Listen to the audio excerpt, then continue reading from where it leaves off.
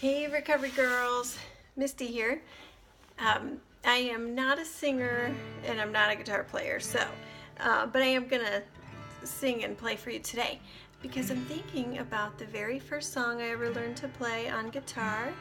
It's a version of Amazing Grace that we used to sing in high school when I would go to Young Life, which is where I came to faith in Christ when I was 16.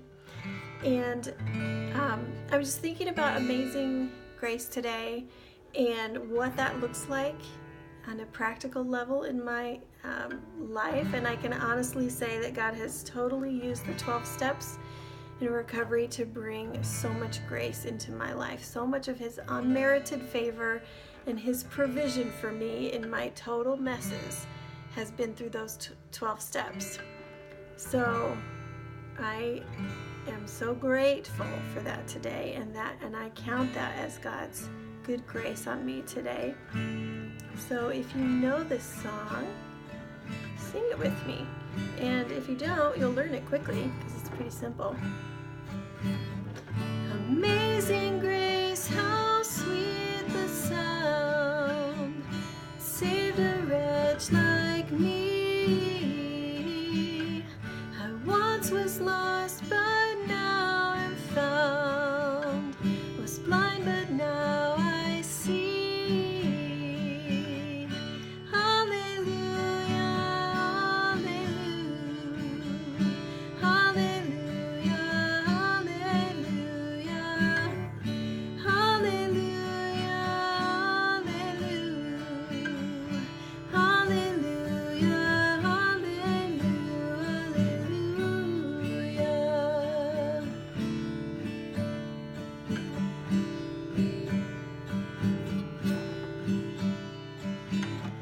Through many dangers, toils, and snares, I have already come.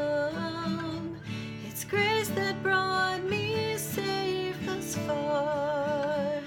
Grace will lead me home.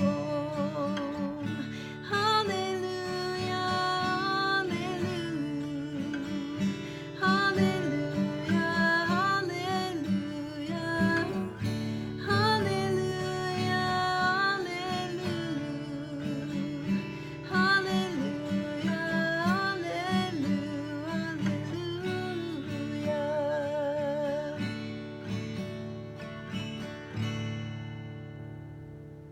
Isn't that sweet? Oh, the grace of God is so critical in our recovery journey. He provides for us. So we have steps that we can admit that we're powerless over the craving or addiction or the problem or another person, whatever it is that we're powerless over. And then we can come to faith in a higher power that can restore us to sanity. We can make a decision to turn our will and our lives over to the care of God.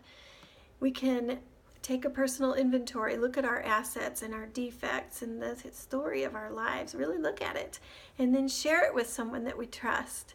And then we can become ready, entirely ready for God to do a work in our lives. And we can humbly ask Him to do that. We can make a list of the people that we've harmed along the way and become willing to make amends. We can make those amends wherever possible.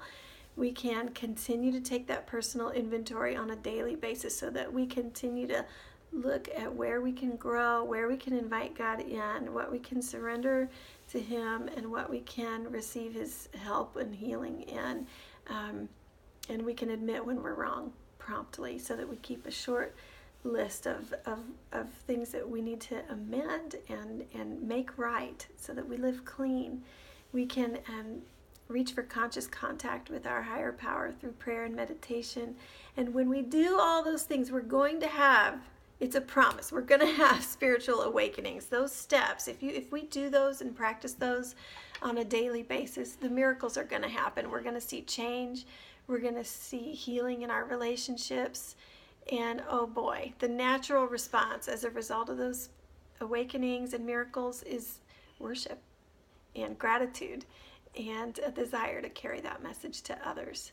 that's sure what's happening in my heart. I have a strong desire to carry the message to others, hopefully encourage someone else in their journey of recovery. Recovery's tough. So is addiction, and so is messing our lives up by living outside of God's will. There's a cost to every way of living. Huge benefits to a life of recovery and humility and reconciliation and owning our side of the street and all those good things that are a part of a life surrendered to our good and loving higher power. I pray for you today, wherever you are on your journey. Maybe you're going to meditate on amazing grace today and what that looks like in your life and the next right thing for you today. I pray the knowledge of God's will for you and the power to carry that out. Stay the course in recovery. I'll be on it too.